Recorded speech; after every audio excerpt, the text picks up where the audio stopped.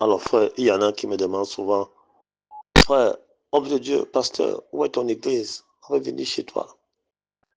Moi, je ris toujours, hein, parce que moi, ce que j'ai compris du Seigneur depuis mes 21 ans dans la foi, c'est que je n'amène jamais les gens à une église ou à une religion, mais je conduis toujours les âmes à Christ. Parce que la religion ne sauve pas, l'église ne sauve pas. Celui qui sauve, c'est Jésus-Christ. Donc, je m'arrange à ce que la personne que je presse reçoit Christ en lui. Christ étant en lui, il fera le travail. C'est lui maintenant qui pourra l'orienter. S'il faut aller dans telle église ou autre, ce sera entre lui et Christ.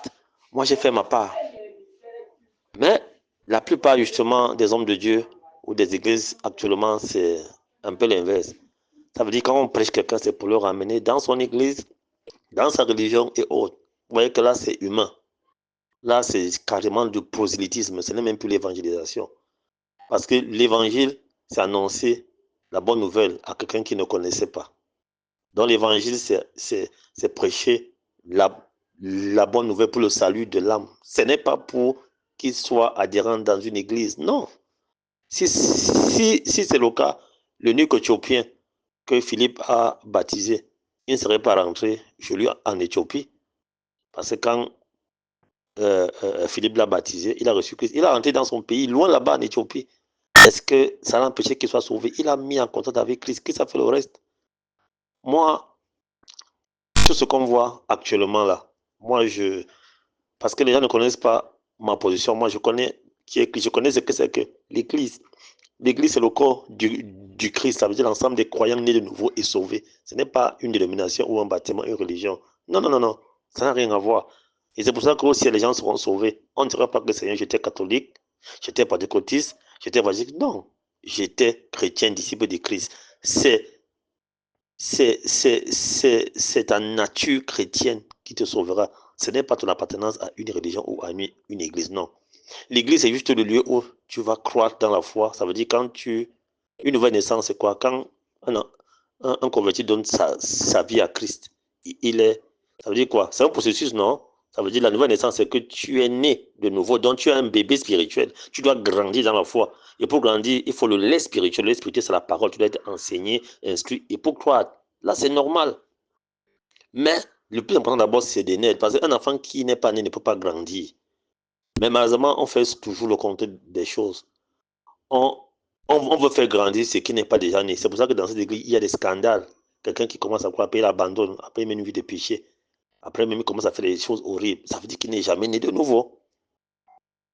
Donc, et c'est ça l'erreur que les gens commettent. Quelqu'un même peut se baptiser. Il peut même aller commencer à faire. Pourtant, il n'est pas né de nouveau. Il est baptisé dans l'église, il part tous les jours. Il n'est jamais né de nouveau. Non. Assurez-vous qu'il a reçu Christ en lui. Et c'est pour ça que c'est là où le Saint-Esprit doit intervenir, parce que ce n'est pas nous qui convaincons. Moi, je n'estime pas que je, je, je, je n'ai pas la prétention de convaincre quelqu'un, non. C'est le Saint-Esprit qui convainc. Parce que le Saint-Esprit qui te convainc le péché. Et c'est donc quand tu es convaincu, donc tu es touché, tu reçois Christ en toi, c'est-à-dire tu pleures, tu as donc le désir de recevoir Christ maintenant, c'est ça qui est en toi. Et dès que tu te confesses, tu te baptises, Christ vient habiter en toi et c'est lui qui fait le reste. Comme j'ai dit, il te transforme. Moi, à ce niveau-là, mon travail est fini. Le travail de tout prédicateur est fini. Le reste, maintenant, là, Christ maintenant va lui-même t'orienter.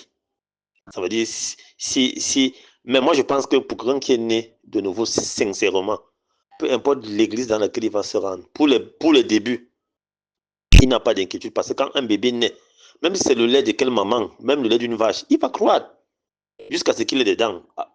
Vous voyez, mais pour un début, là, il n'y a pas de souci d'église. Mais rassurez-vous que cette âme, cette personne est née de nouveau. Donc, l'objectif, comme moi, je recherche quand je prêche ou bien quand j'évangélise, c'est de présenter les gens à Christ. Pas dans une église. D'abord que moi, je n'ai pas d'église ni de dénomination. Je pars partout. Je n'ai pas. C'est-à-dire, il peut arriver même que je décide de communier avec certains frères dans telle église et autres. C'est pour dire que ce n'est pas la dénomination qui sauve. C'est Christ en nous. C'est-à-dire, c'est tellement profond. Donc, les gens qui évangélisent, il faut regarder Si c'est qu'après t'avoir évangélisé, il commente pas tout de son pasteur, de son église, là, il y a problème.